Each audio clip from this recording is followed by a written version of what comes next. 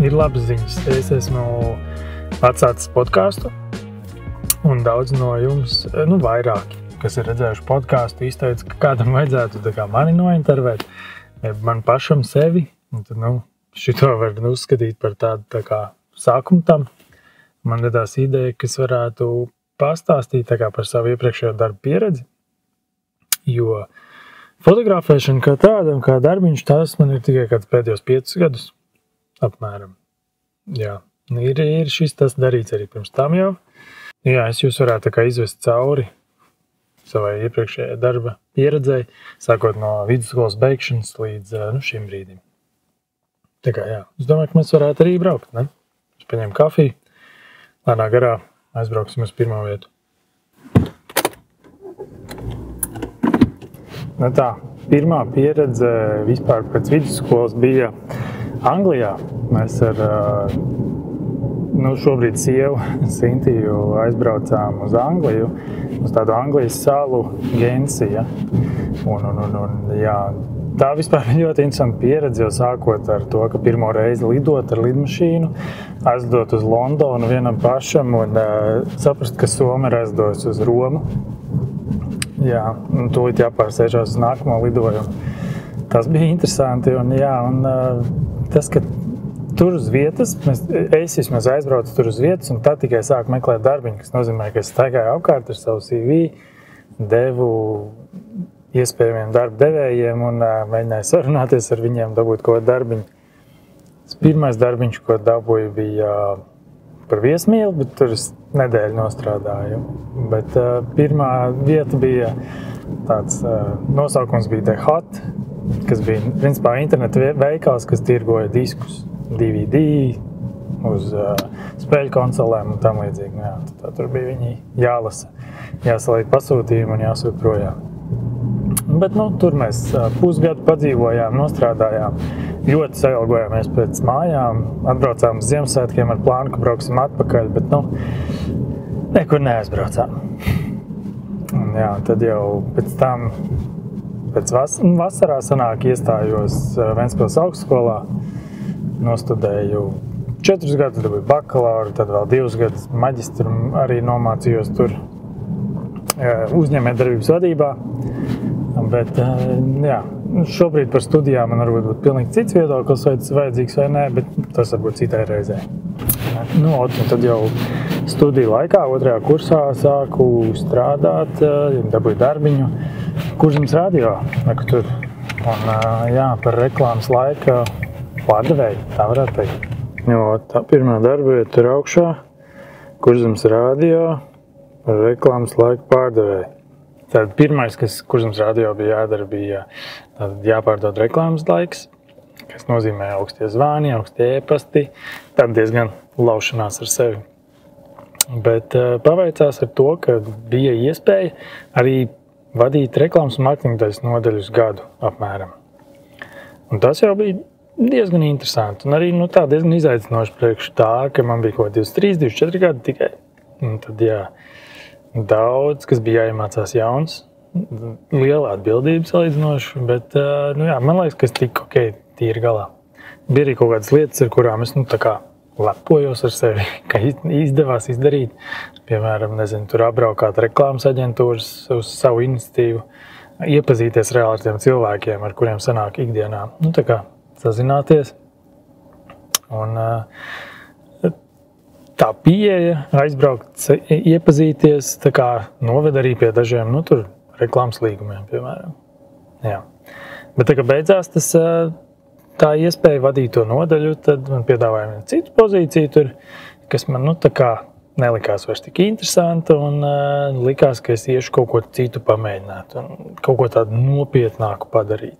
Kur tur radošais, radio strādāt. Aiziešu pamēģināt darbiņu bankā.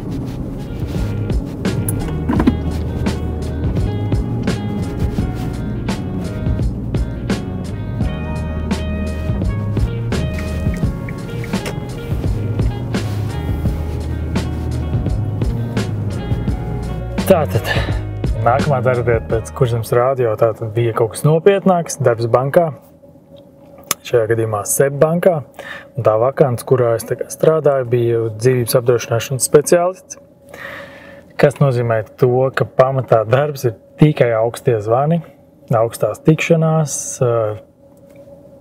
pārrētam kāds e-pasts, bet, principā, ņem telefonu, saņemies, zvani. Skaidrs, ka visticamāk jau pateiks, ka nē, paldies, nevajag. Bet, šajā darbietā es arī noturējos visu īsāko laiku, kaut kāds 9 mēnešus.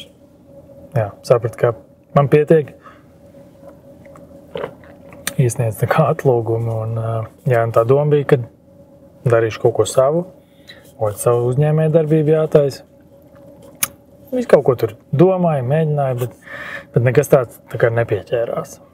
Te arī tā kā sapratu, ka tas kaut ko nopietnāk darīšu. Strādājot bankā, ka tas būs kaut kas tāds nopietns, un to vajadzētu darīt, un tas varētu būt baigi labi. Sapratu, ka tas radošais tajā rātijā galīgi nemaz nebija tik slikts, un ka tas bija diezgan forši. Bet, jāpamēģina, lai saprastu. Ne? Tagad varētu aizbraukt uz nākamo vietu, kas bija pēc bankas. Tur bija kaut kāds jau lielāks pārtraukums, jo, tā kā visu kaut ko gribējās izmēģināt, kaut ko izdomāt pašam. Tajā brīdī likās arī vēl viena forša iespēja. Darbiņš bija Kuldīgas novads pašvaldībā. Darbs pašvaldībā vakance, pozīcija, kurā strādāja, bija projektu vadītājs. Tie projekti, kas bija jāved, bija būvniecības projekti. Respektīvi, tu esi būvniecības projektu vadītājs. Nezinu, tur remontē, piemēram, pašvaldību šo ēku. Tad tu esi tas, kas ir pa vidu starp pasūtītāju, starp būvnieku, piedzīvotājiem. Tāds visiem pa vidu. Bet darbiņš bija, varētu teikt, labs. Tur arī visilgāk nostrādāja kaut kādi 4 gadi, kaut kas tāds. Gan jau, ka liela daļa, tajā, kāpēc tik ilgi strādāja arī tas, kad, bija forši kolēģi. Sākumā mēs strādājām tā kā domas ēkā, pašā augšā. Pēc tam pārvācāmies tur uz pilsētas laukumu. Tad klasiskā problēma pašvaldībā nav kur apstāties tur pie viņas. Nekas iebraukšu pat stāvu laukumā. Izdevās beidzot apstāties. Tas, ko es jau minēju, braucot šurpu, tas, ka es šeit nostrādāju visilgāk pašvaldībā, tad tos apmēram 4 gadus aizgāju projām. Tad piedzima mūsu vecākais puika bērnu kopšanas atvaļinājumā. Kad beidzās atvaļinājums, īstenībā vēl gāja runāt, prasīt, vai nav kaut kas uz puslodzi. Tāpat nebija īsti pārliecība, ka varētu pilnīgi pāriet uz to, ka es esmu freelanceris un fotografēju, filmēju. Laikam paveicās ar to, ka nebija tāda iespēja. Jo tad, ja tu dari, un tu dari tā kā ar pilnu atdevi, tas ir kaut kas pilnīgi cits. Nekā tad, ja tu tā kā pastarpināti mēģini to izdarīt. Tātad tas plāns jau bija tāds, ka ja es eju projām no darba pašvaldībā, tad tas jau ir uz kaut ko savu. Jo, tur bija tā tīri ok. Tur nebija, īsti jau nebija par ko sūdzēties. Viss jau bija baigi labi, tikai, tas darbiņš, tāds, jāstrādā, tā varētu teikt. Mēs ar Sintiju iestājāmies biznesa inkubatorā. Viņiem tur kaut kādas izmaiņas notika un parādījās šis LIA biznesa inkubators. Mēs pat, man liekas, vēl īsti nezinājām, ar ko mēs varētu iestartēt. Mēs jau gribējām tikt tur iekšā. Un es kaut ko arī skatījos tur tos YouTube video un visu kaut ko tam līdzīgi. Un nezinu, kā es uzgāju. Kā var pagatavot sveces paši. Sojas vaska sveces. Un ir tāds latviešu uzņēmums Munio, varbūt esat dzirdējuši, ražo sveces, un viņi taistās sveces iekšā stikla pudelēs. Un es apskatījos, kā to var izdarīt. Diezgan, tāds interesants process. Un, mēs izdomājām, ka darīsim to, vai mēģinām, kāpēc nē, nav daudz ko zaudēt. Un, izmēģinājām, uztaisījām dažus tos produktus, pieteicāmies tajā biznesa inkubatorā, ar pirmo iesaukumu tikām iekšā, arī ļoti interesants process. Tas viss aizņem diezgan daudz laika. Tieši tā administratīvā daļa. Tik galā ar visām tur tām atskaitēm, un tev tur ir kaut kādi uzdevumi, kas jāizpild. Bet tas nav slikti, jo tev liek kaut ko darīt reāli. Un jā, tad jau esot jau pašvaldībā tāpat, mums likās, ka mums vajag savu vietiņu, savu ofisu. Un tad mēs to ofisiņu, mums bija iespēja izīrēt te skolas iela 1. Tur augšā, šitajā ten mazais lodziņš. Tur bija ilgi, man tur bija kāds 5 gadus arī tas ofis jau. No šejienes es pārgāju to, kur mēs tagad esam, no kaut kādiem 12 kvadrātmetriem uz 80 kvadrātmetriem. Tas arī bija ļoti interesanti, tā pārmaiņa. Bet ne par to tagad. Tas bija par to, ka mēs tās sveces taisījām un tirgojām. Tā arī ļoti interesanta pieredze tādā ziņā, ka bija, mēs reāli viņas mājās taisījām tās sveces. Sintīvā arī katliņā, es turpat arī griezu tās pudeles, mēs braukājām uz restorāniem, vācām tās pudeles. Reāli bijām sarunājuši, ka mēs tur, pirmdienas vai trešdienas, mēs kāpām mašīnā, apbraukājām visus restorānus, savācām pudeles, ļoti daudz pudeles. Īstenībā ar tādu zaļu domu, ka mēs viņus tā kā dodam otro iespēju tām pudelēm.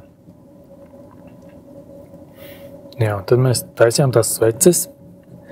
Bijām nopirkuši to teltī, galdu tirgošanas un reāli braukājām pa tirdziņiem un tirgojām. Tas bija interesanti, to varēja noteikti turpināt darīt. Kaut ko varēja arī nopelnīt, jo Ziemassvētku laiks un tam līdzīgi diezgan labi rulēja kā tāda dāvana. Bet, tā kā pieteicās mazais, un mēs to visu mājās darījām, mēs, laikam, arī tajā laikā bijām nopirkuši māju, tad viss tā enerģija tika veltīta kaut kam citam, un tad tā visa sveču ražošana tika nolikta maliņā. Jā. Bet tas ofis man laiku tur vēl palika, un es tur vēl braucu pēc tam, tad, kad bija bērnu kopšanas atvaļinājumā ar vecāko puiku, tad es tur reāli sēdēju, domāju visādas idejas, ko es varētu darīt. Es tur arī mācījos kaut ko no grafiskā dizaina taisīt, un kaut kādas plakātus jau bija Etsijā ielicis. Tur viens pirkums aizgāja. Reāli. Šķiet kaut kādu Jamaiku, lai cik dīvains nebūtu. Jā. Un tad jau lēnām tā fotografēšana. Īstenībā arī tajā sveču ražošanas laikā tur arī pa lielam tā kā aizsākās tā produktu fotografēšana, jo tur vienkārši vajadzēja bildes. Vajadzēja tur kaut kādam katalogam, vajadzēja tur sociāliem tīkliem pašiem. Jā, tur es arī viņu iesāku. Tā kā jā, tur tajā augšā mazajā kabinetiņā. Bet tā, tas par šito. Tagad aizbrauksim uz to pēdējo vietu, kur es šobrīd strādāju. Tā varētu teikt.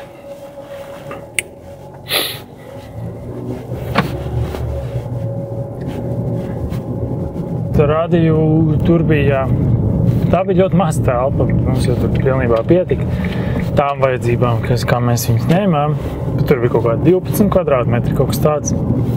Un tad nākamās telpas platība ir 80 kvadrātmetri. Un tad, jā, oriģināli es tās telpas gribēju ņemt divatā ar vēl vienu fotogrāfu uztaisīt tādu tā kā mūsu studiju, bet tā kā gandrīz jau viss bija sarunāts. Viņi izdomāja, ka viņi tomēr tā kā negribēs, bet tas ok. Pilnībā saprot, nevajag obligāti savu studiju, lai fotografētu. Turklāt, viņai tie galvenie pakalpojumi kāzas un cilvēki un pilnīgi saprot, viss kārtībā. Bet man sieva Sintija saka, ka jā, ņemam tāpat, es būšu tā otrais cilvēks, ar ko kopā to īrēt un darīt, un jā, un mēs šitās telpas paņēmām. Es tikko piebraucu te klāt, kas reizē arī sakrīt ar to vietu, kur es gāju 1. klasē, kas ir ļoti interesanti. Vismaz tāda nostalģiska sajūta.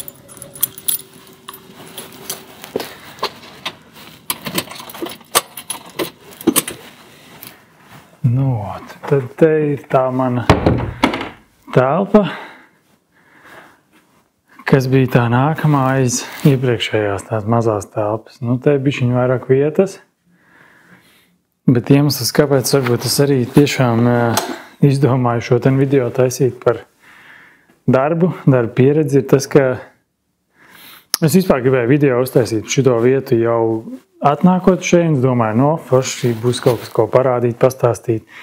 Bet, ir tā sagadījies, ka mēs no šeit vācamies ārā uz citām telpām. Tātad mēs no šeit vācamies ārā, te jau ir lielākā daļa jau sapakots un tam līdzīgi. Tā kā seko līdzi, noteikti parādīšu, kur es tagad atradīšos. Bet par fočēšanu kā tādu, kāpēc vispār sāku fočēt un kam pateicoties, tad jāsaka tā, paldies Sintijai, kur man uz kāzām uzdāvināja fotoaparātu. Man bija tas fotoaparāts un pašmācības ceļā YouTube ļoti daudz stundas pavadītas pie YouTube video, skatoties, kā viņi dabū tās bildes, lai viņas izstītos tik forši. Tur Instagrams bija mīļākā aplikācija, man liekas, tajā brīdī. Skaties vienkārši, wow, kā. Tad lēnām mēģināju arī pats to visu atkārtot. Tieši bija arī tāds, joprojām ir viens no populārākajiem YouTuberiem tieši par fotografēšanu, ir tāds Pīters Makinens, kanādietis. Viņš un vēl tur daži viņa, tā kā varētu teikt, draugi. Viņi tieši tajā laikā sāka, kad es sāku skatīties tos video. No šiem ten džekiem kā Makinens un tam līdzīgi. Tur, cik pastāties tos video, tur ir veseli bezmazē fotografu un filmētāju paudzi izaugus, kas skatās viņu video. Tas man liekas tā baigi interesanti. Kaut kā tā. Es nezinu, es ceru, ka tev bija interesanti. Man bija. Es nedomāju, ka tas tik daudz laika aizņems. Es kaut kāds 2 stundas kopā braukāju apkārt pa pilsētu, lai izstāstītu visus tos, kurus es strādāju, ko darīju un tā tālāk. Es noteikti kaut ko nepateicu. Es noteikti kaut ko varbūt pateicu nesakarīgu. Bet ierakst apakšā komentāros vai atsūt man ziņu, ko tu domā par visu šo. Varbūt ir kādi ieteikumi, par ko vēl pastāstīt. Tiekamies nākamajā video vai podkāstā, vai vienkārši tāpat uz ielas satiekamies. Es nezinu, kā tas jābeidz. Citi kaut ko tur fancy dara un tam līdzīgi, bet turbūt vienkārši beidzam un tiekamies nākamreiz. Čau! Atbraucu līdz SEB bankai, kur bija otrā darba vieta un sapratu, ka nav mikrofonam skaņas. Šobrīd arī kur ir mikrofons vispār?